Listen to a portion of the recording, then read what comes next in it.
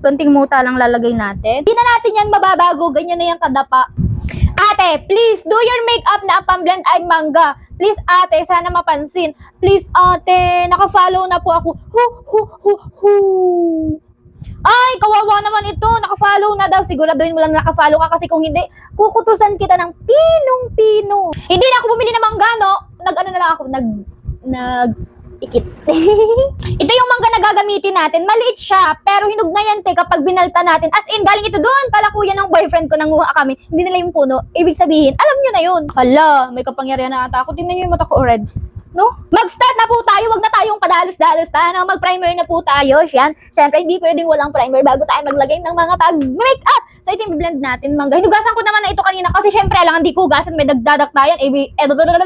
Di nagdumi yung aking pagmumukha dyan na puro pimples na nga, di nagkandasugat-sugat yan. Ang baka nitong mangga, ano na kasi to, as ininog na talaga, tapos ang kagandahan dito, wala talaga siyang asim. Alam nyo ba, hindi pa ako naliligo kasi nga sabi ko gagawin ko muna itong challenge na to para dire-diretso na yung paglinis ko sa pagmumukha ko, na para bang lumilinis pa siya. Hala, nagdadagda pa, baka mapunta sa aking face. Pero sinabusahon ko ito naman kanina, and then kinuskus ko yung dagta talaga dun sa simento. Ganun yung ginagawa namin kasi kapag nangunguha kami ng paho para hindi magdagta, kinukuskus namin sa pader, ganyan. Yung ganito, ginaganong-ganon. Alam niyo minsan baga na nagtataka ako dun sa ibang tao kasi yung tawag nila dun sa paho, alam niyo yung paho, yung maliit lang baga, pero ganito din siya. Mangga na rin yung tawag nila dun.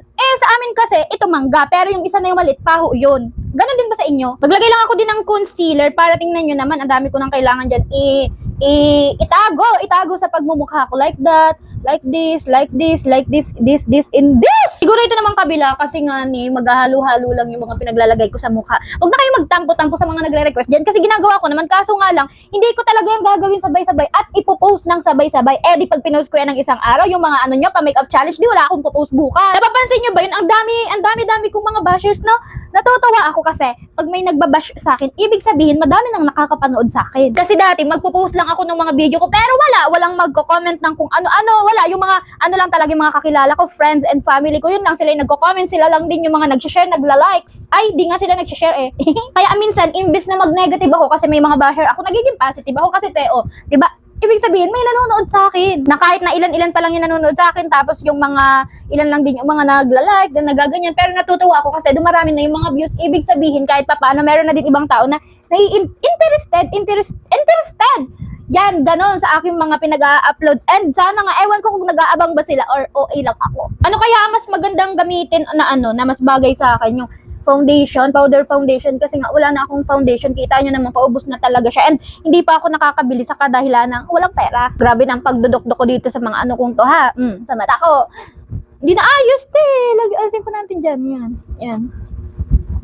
Pwede na yan. Ma-powder contour na lang ako, gamit itong sa eye good ko kasi wala na akong liquid contour yan. Lagyan naman natin dyan para naman hindi maging mukhang espasal dyan aking pagmumukha.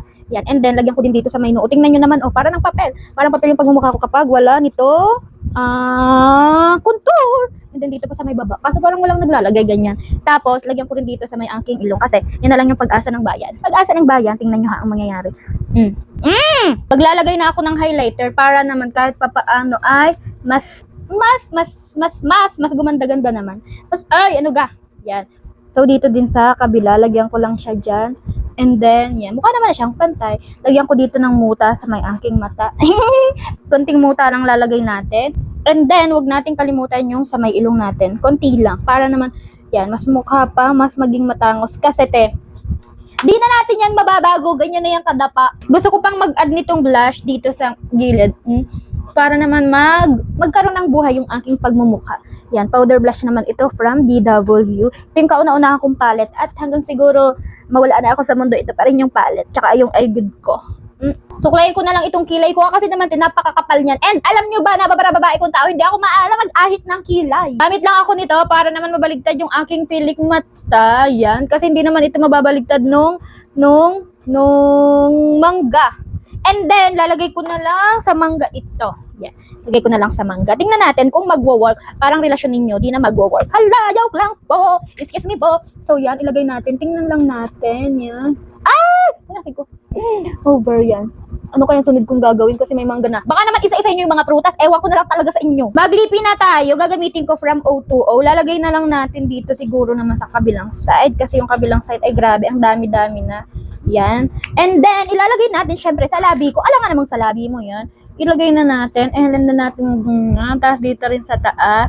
Yan, di ka lang alam kang gagay sa akin yung kulay. Yan. Di kayo nagsasawa. Wala naman kasing nagbabago kapag gumagawa ako ng mga makeup challenge nyo. Lalagyan ko rin ng highlighter dito sa may gilid ng pisngi ko. Yan, para naman mas ma-highlight natin siya. Kahit wala na diyang nagbabago, ha. Huwag na kayong magparakukulit, ha. Yung mga pa-challenge ninyo, gagawin ko yan. Pero ating hindi nga ni yan masasabay-sabay, girl. Ha, magmamalay na lang kayo, nakapost na yan. Bahala kayo kung yan, follow nyo ako. Ibig sabihin, pag in-unfollow nyo ako, di nyo talaga ako tunay na sinusuportahan at di nyo ako mahal. Ito na yun, girl. Walang nagbago, te. Pinagdumi ko lang yung pagmumukha ko gamit yung mangganto. Kasi naman, yan na, pumunta na siya dyan lahat yung mga makeup na nilalapat ko dito sa pagmumukha ko. Huwag na kasi kayo magpara-makeup challenge. Charis, magpara-makeup challenge lang kayo dyan kasi gagawin ko yung kaso. Huwag na kayo maghanap kung magbabago yung pagmumukha ko ha, kasi ako na yan. Wala na, di na yan magbabago.